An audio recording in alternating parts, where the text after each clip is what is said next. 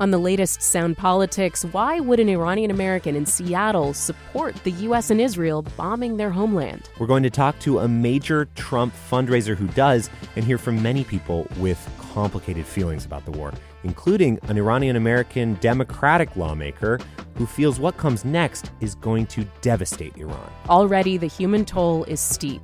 We'll talk about the future and what Iranian Americans in the Seattle area hope for on Sound Politics, wherever you get your podcasts.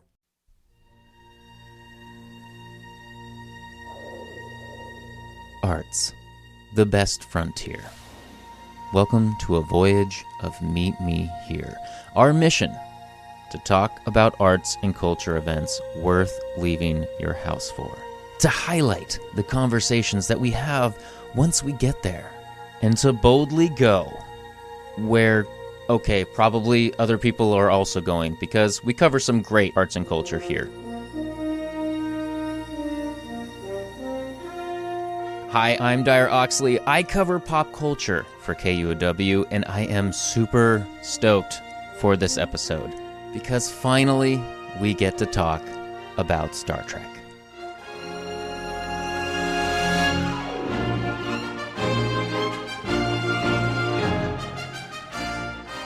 Star Trek inhabits the subspace of your life. You know, beam me up. Resistance is futile. Your life, as it has been, is over. Or live long and prosper. Live long and prosper, Spock. I shall do neither. I have killed my captain and my friend. You live in a world with automatic doors. You can talk to your computer, a computer that you can also hold as a tablet in your hand. There is a long list of things that existed in Star Trek before becoming part of your daily life. There are a lot of forward-thinking things that existed in Star Trek, which are part of an overall vision for the future. And it's been so powerful that it has inspired people like Steve Jobs. I want Star Trek. Just give me Star Trek. To U.S. Senator Cory Booker. Basically, it made me believe that the future could be incredible and great, and to be a part of making it so.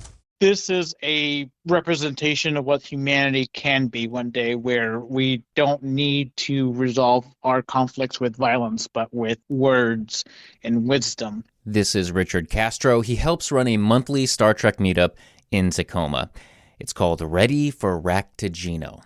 Now, Raktajino is Klingon coffee, which makes sense. They meet up for coffee. There are other monthly Star Trek meetups, like one in Seattle, and there is a Klingon-speaking one in Bellevue. But down at the Star Trek meetup in Tacoma, Richard would be considered the number one of the group. There is another member named Sherry, and she is the captain. Sherry is a big Star Trek Discovery fan. I have my mixed opinions about it. There's good and bad about it, but we still get along just fine. You know, if there's ever going to be a group that has disagreements, but it's okay, that's Star Trek. We're always going to have our opinions on what our favorite Trek is and episodes that we don't care about. I mean, that's the show, right? Differences, opinions, yes. You know, but it's okay. We're still going to find that way through, right? Beam me up, Mr. Spock. Beam me up. Lock on transporters. Beam us up. Beam us up. Quickly. Beam us up home. Okay, a little bit of a primer and, well, a little bit of a dilemma Star Trek fans are dealing with right now. You have Star Trek and Star Trek The Next Generation that were created by Gene Roddenberry, who was a humanist. Now, that's important because that philosophical view is the foundation for this show, a future where reason, individuality, equality, all the norm. Now, since Roddenberry passed away in 1991, there have been new Star Trek series like Deep Space Nine, Voyager, Enterprise, all filled with allegories and philosophical dilemmas. In 2017, a new era kicked off with Star Trek Discovery, followed by Strange New Worlds, a Picard series, and Starfleet Academy, which is just wrapping up right now. What's important to understand is fans have always preferred some series over the others, but these new shows, despite having their own supporters, have been very divisive. Their tone is different. Little aspects of Star Trek canon appear to be entirely rewritten. There's a lot of melodrama, like a lot. And Starfleet Academy charts a whole new course as a young adult series. It's a lot of teen drama, feels like it should be on the CW.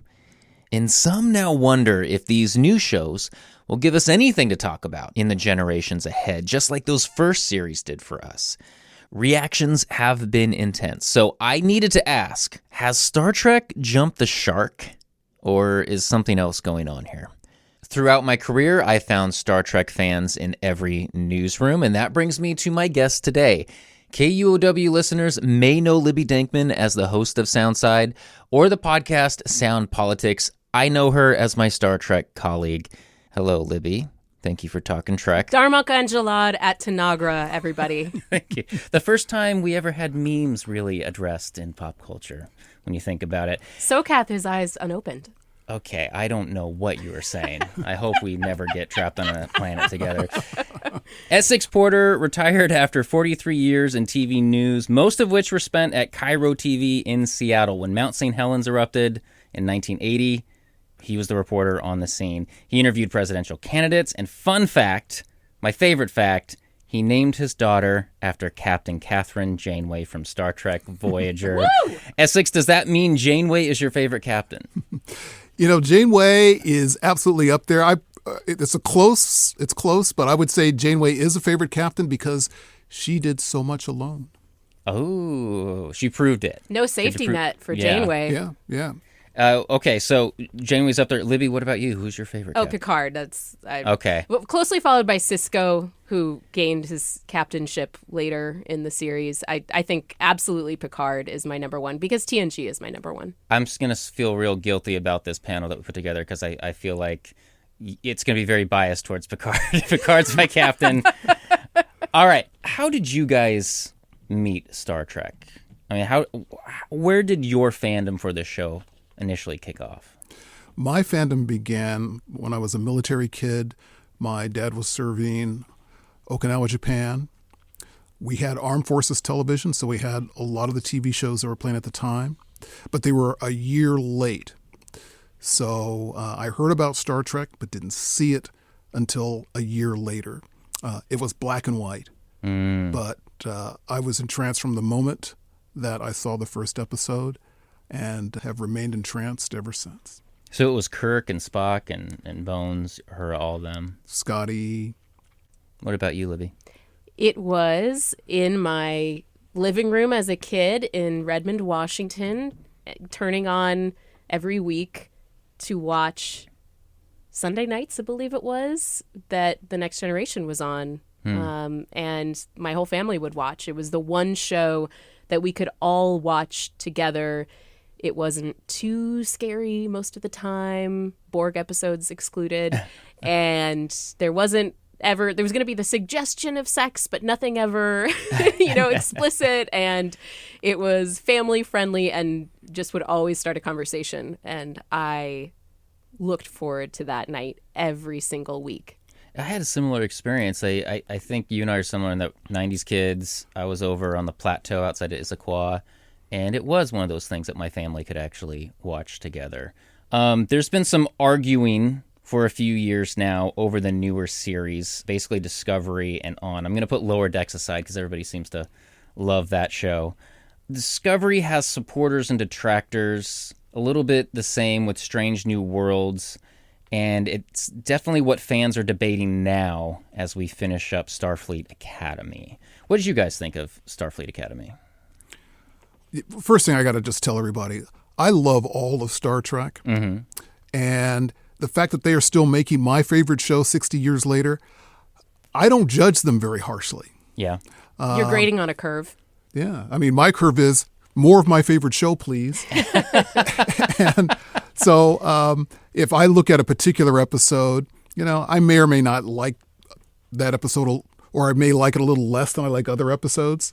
But there's no such thing as a Star Trek episode I hate. Okay, hold that thought. It looks like we have a subspace communique coming in, so we're going to take a real quick break and be right back. I was telling our producers and editors about this, setting up this show. I'm like, I think we should have this conversation. People are having this conversation, but you got to understand, this is going to be with Star Trek fans. we're going to have some optimism going on here. So just so you know, be prepared for that. And that's it's like at a the perfect heart of what makes Star Trek great. Exactly. So you have to have this is not a nihilistic show, and it never will be, at least if they're doing it well.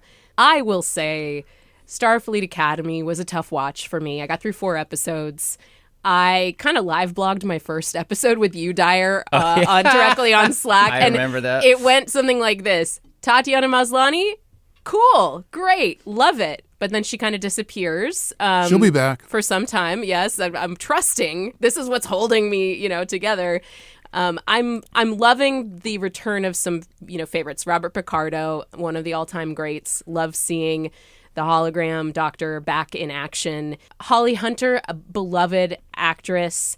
I don't get the tone that it's going for. Holly is sort of a free-spirited sort of captain figure that's been alive for hundreds of, not thousands of years. 400 years. 400 years. Thank you, Essex.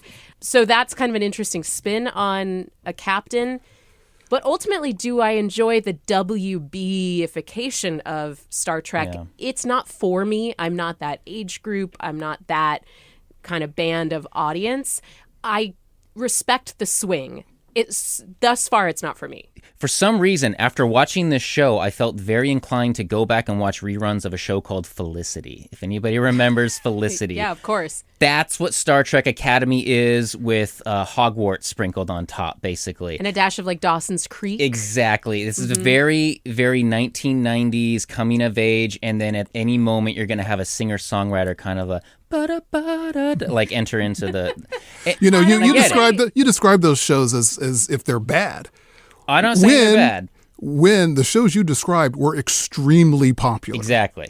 They are now part of the culture of America. Yeah, it's a respected formula. Yes. Absolutely. But when Felicity came out, we were in the middle of Deep Space Nine and Voyager and those shows. So I think I understand maybe a generational divide, if you will, of the not understanding this is Star Trek. But what they're clearly trying to do is bring in a new generation that might not be as familiar with this content. And I will tell you that I think it's working because I've been wearing my Starfleet Academy alum hoodie around town. And just last week, a person clearly Gen Z went out of her way to tell me how much she liked it. Oh, that's cool. I love that. So there is like a capture of the next generation, at least a little bit. You've seen it in the wild. I've seen it actually happen, yes. Picard's my captain. Next Generation's my show. And if you go back to when that show first came out, and those actors were asked to go to those conventions, the original series fans did not accept them. They weren't fans of that Next Generation. My generation, right? Eventually, I think things played out for the better, and they were accepted. However, fast forward to today, I'm that guy now. I'm the one who is saying, is that my Star Trek? I don't know if I can handle it. Like, I'm the one. But that doesn't mean that, first of all, not everything has to be for you. Okay, let's just put that out there. But also, that doesn't mean that this isn't going to be Star Trek for somebody else. This isn't going to be Star Trek for somebody that is going to go on for decades and rewatch these episodes. And that is okay. Like, if I want to live up to my Star Trek ideals, then, we have to allow Star Trek to be for everybody, And I refuse to be that guy. I refuse to be that guy who says this Star Trek or whatever is not good enough. Star Trek Discovery, you mentioned it was somewhat divisive. It was extremely divisive. And part of the reason was 2 women leads, 2 women of color leads. You look at the comments, you realize we're not past the racism and misogyny in our society yet, not even among Star Trek fans. But Star Trek Discovery really introduced me to a wonderful actress who everybody else knew, Michelle Yeoh. She was fabulous. And I saw the first episode. I turned to my daughter, Catherine, by the way. I turned to my daughter and I said, we're going to need a bigger TV set. And the next week we went out and we bought a bigger TV set for Star Trek Discovery because it was so great. And I finally went back and watched Michelle Yeoh's famous movie that was supposed to be about martial arts. Crouching Tiger, Hidden Dragon. Right. Yeah. But, it was sold as a martial arts movie, but it's not really a martial arts movie. It's a feminine empowerment movie. It's a fantastic movie. But I never would have gone back to see that if it hadn't been for how great she was in Discovery. Can I just say, too, that Sonequa Martin Green, who plays Burnham in Discovery, incredible lead. I mean, just really, really strong. I knew her from the zombie show, The Walking Dead. Mm-hmm. And when she left that series was kind of when I dropped off The Walking Dead. And so, to see her take the lead in a Star Trek, like, totally, I was completely on board. I just think there are a couple things with Discovery that hit me the wrong way. I'm not a time travel girly. I'm just not. And so when they did the leap, it lost me. But that was the best part. I know. I wanted everything to kind of be within a time frame that I understood. And this is maybe the problem where I'm too much of a 90s Trek person, and it's always going to be my frame of reference. All right, so let's move on to kind of the crux of this, and what this gets down to is, do we all understand the concept of jumping the shark? Yes, Okay. although we understand it, but that's Okay. about 30 years, maybe 40 years old, right? Old show, Yeah. Happy Days. The Fonz cool did that character, before the I was Fonz. born, Okay. technically. Yeah. The Fonz, the cool character, wears a leather jacket, and he's water skiing, and he jumps over a shark, and it's the moment people were like, wait a minute, Happy Days got weird. It's this symbol of a show basically kind of jumping over its premise and going somewhere weird, or just going, beyond itself. And so some folks have asked the question, has Star Trek jumped the shark? Well, for me, I'm going to give you my fake answer first. Okay. It's going to take a second.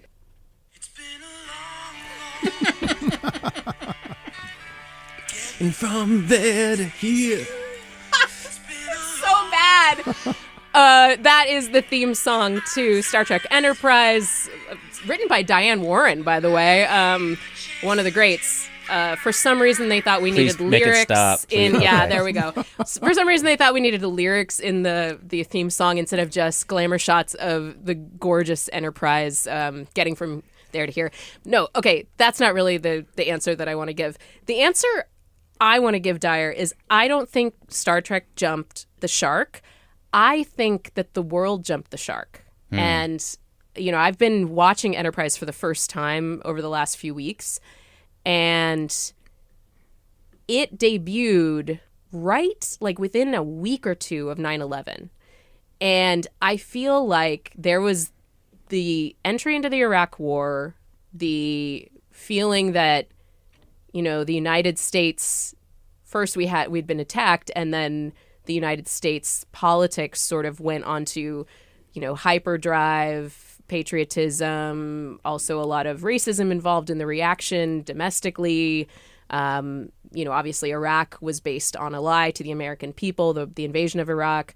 So there was all this stuff happening in the early 2000s that was so dark, so confusing, and also kind of like an aggro bent to our politics that I don't think Star Trek was equipped to handle. Like, I think that Enterprise being on the air, it midway through this series kind of took a really sharp bent where Captain Archer became really like jingoistic and really like warlike, because I think they were trying to respond to what was happening in the country.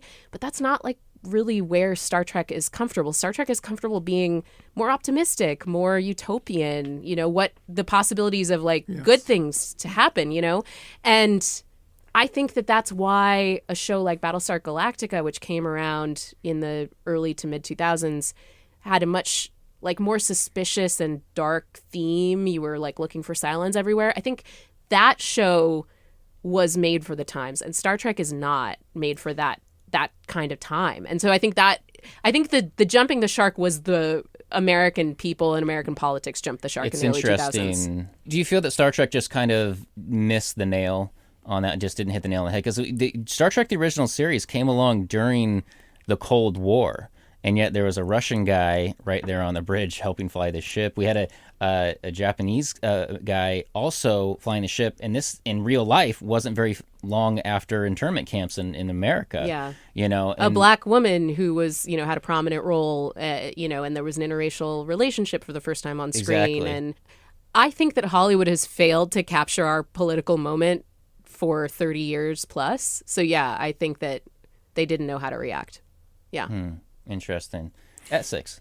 Well, because it was an intense time when Enterprise debuted, and I will say the opening theme did turn me off. Plus, a lot of stuff was going on anyway, so I never got into the series at the time. A few years ago, a friend told me, now that it's on streaming, you can always skip the intro. Yes. Yes. And my friend said, when I skip the intro, it's a great series. So I've watched some of them. I haven't watched them all, but there are some great shows there. And I would especially recommend their version of the Mirror Universe. Yeah. Which is, I haven't gotten there yet. Oh, it is the most salacious Mirror Universe in Star Trek that I've seen. So... Enterprise is, can I say horny on this podcast? Enterprise is surprisingly kind of horny. The decontamination room where they have to grease each other up every okay. Exactly. It got a little, and you can see they were trying to go a little bit risque. Yeah. Hey, this is post 2000 now. It's the golden age of TV or whatever it was. I gotta say, Essex. This is so great about Star Trek too. So you're a Discovery fan. I'm more lukewarm on it, but I think I have the same opinion about Enterprise that you do. Where I skipped the intro song, but I went back to it and watched it and realized, there's a lot of actual good in this show that I don't think it got credit for. Maybe just because it put the worst foot forward to start off with. I think the world just didn't buy it anymore. I think we were not in a mood to be optimistic about the future, unfortunately. Did either of you know that there's an opposite concept to jumping the shark? Do you know what this is? No. It's called growing a beard. Riker? That's exactly where it's from. That's exactly where it's from. So my God, I had never heard that before. So when going into the show, I found this in the depths of the internet. This is a thing that people bring up because whenever I tell people, hey, watch The Next Generation, but know that maybe you should skip the first couple seasons. They're trying to find their footing. At one point, they do catch their stride. They do figure things out. Things are working. And it's erasure. Okay, it's around the point where Riker grows a beard. And so folks say that when a show grows its beard, so you say, hey, those first two seasons are dark of Discovery. Maybe they grow a beard when they do time travel. I don't know. But I would say Starfleet Academy, for me, it might have grown a beard in the last episode. I'm not quite sure. Only time will tell. But for me, for all the troubles that I might have with it might have caught its stride right in that last episode. I watched that episode a couple of nights ago. What a wonderful episode. What a wonderful exploration of humanity.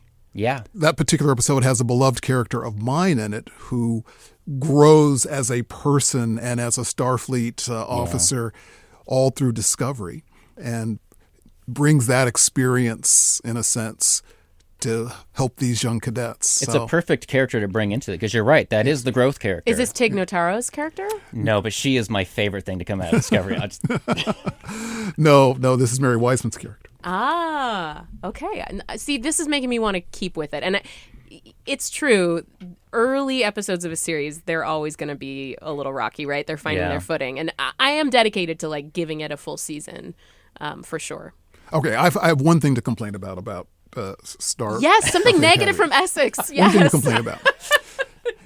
If you read the Vonda McIntyre novelizations, Vonda McIntyre, the author who is from the Northwest, if you read those novelizations, the Federation is in San Francisco, but Starfleet is in Seattle.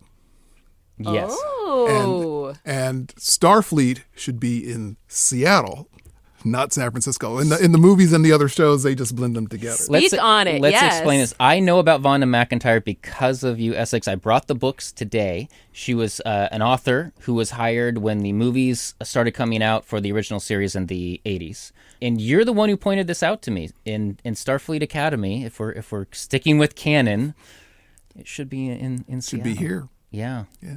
Wow.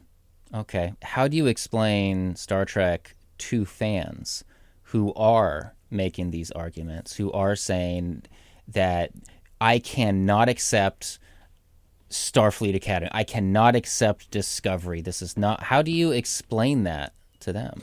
I think fan capture is sort of, and the demand for fan service is kind of ruining a lot of our greatest intellectual property like series. I think Star Wars, there was a huge problem with that in the new movies. I think that you have to accept that new generations of creators will try different things, will take it in different directions. You can't be boxed in when you're trying to create. And so I wish that fandoms could give creators and everybody a little leeway so that there is like the ability for that little girl watching, you know, a new episode of Discovery or whatever to have her own experience rather than feeling like we have to be in like, the prison of like a certain canon or a certain whatever. Like it's like myth. Things evolve, you know? Yeah. You know, if I'm with them, I show them my 30 or plus year old Vulcan Science Academy mug and remind them that the motto is infinite diversity and infinite combinations. Yes.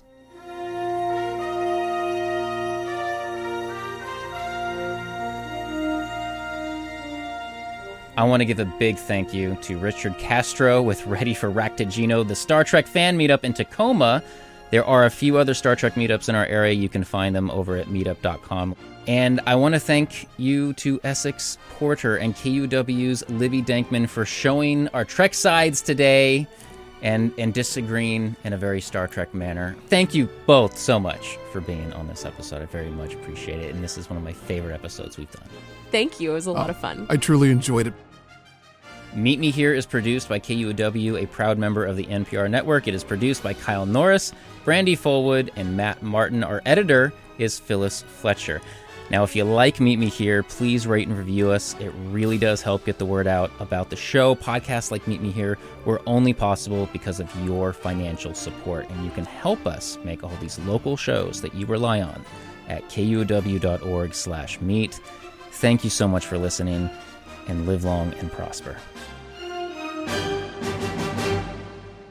Has my belt buckle been unlatched this entire time? This is the reason why I don't... did not see this. Is this the reason my Star Trek... I don't wear this Star Trek belt buckle because it always does this. The answer to your question is yes. Okay, well, thank you for not embarrassing me.